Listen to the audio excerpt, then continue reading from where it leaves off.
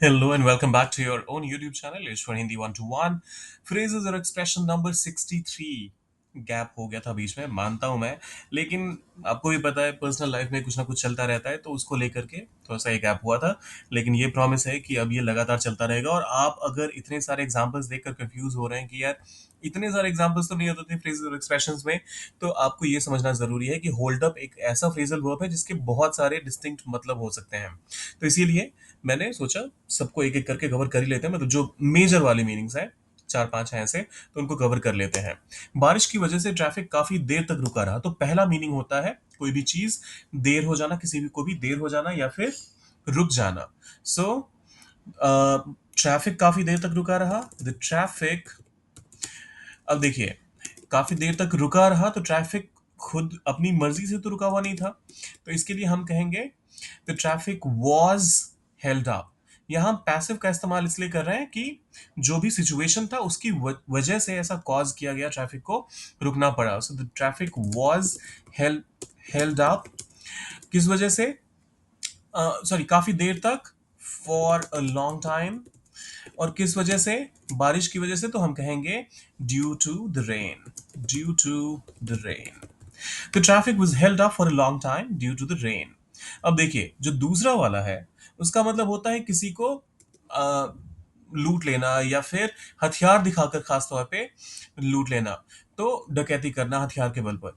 तो चोरों ने बैंक को हथियार दिखाकर लूट लिया। अब यहाँ पर चोर के लिए हम थीफ का ना इस्तेमाल करके रॉबर्स का इस्तेमाल करेंगे। सिंपल सा इसके पीछे लॉजिक है कि चोर तो चोरी करता है, जो डकैती कर रहा है, लूटता है, उसके लिए तो आपको रॉबर्स का ही इस्तेमाल करना पड़ेगा।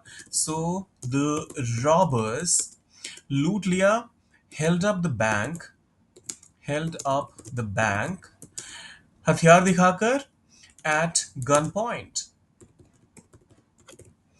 The robbers held up the bank at gunpoint. The robbers held up the bank at gunpoint. अब तीसरा मतलब देखते हैं, मजबूती से किसी चीज पे खड़े रहना, टिके रहना। तो इसके लिए भी आप होल्ड अप का इस्तेमाल करते हैं।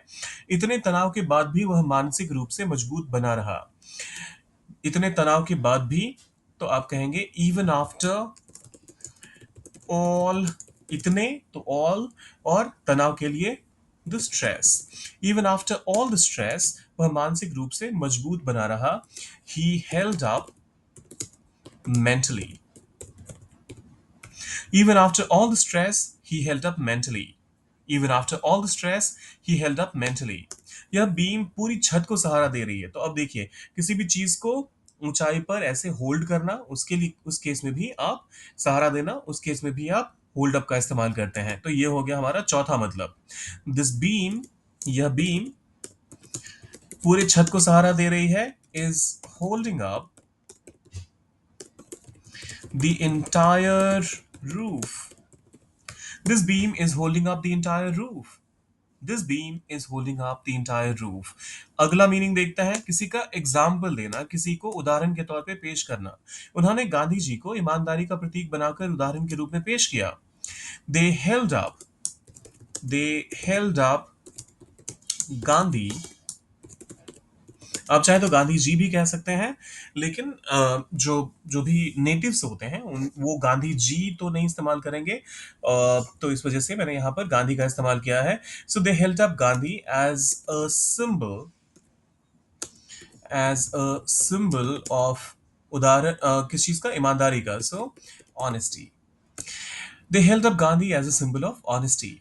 They held up Gandhi as a symbol of honesty. Flight एक तकनीकी समस्या के कारण 2 घंटे तक रुकी रही। तो अब इस वजह से रुकने का एक, हमने शुरुआत में ट्रैफिक का एग्जांपल लिया था, ये दूसरा वाला भी उसी सेंस में आ रहा है। फ्लाइट रुकी रही, द फ्लाइट।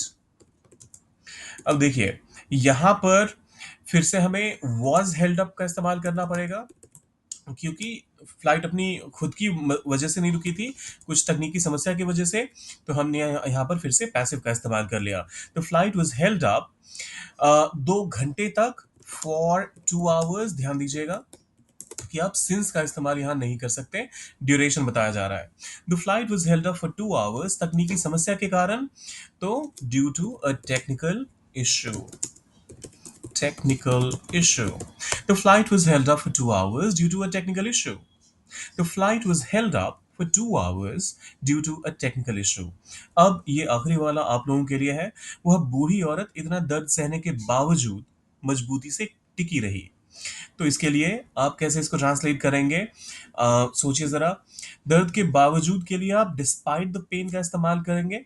और बाकी का जो सेंटेंस है वो होल्ड अप का इस्तेमाल करते हुए आपने करना है ट्रांसलेट, डालना है कमेंट सेक्शन में। जाने से पहले सब्सक्राइब, लाइक और शेयर करके जाइएगा। मिलते हैं जल्दी ही।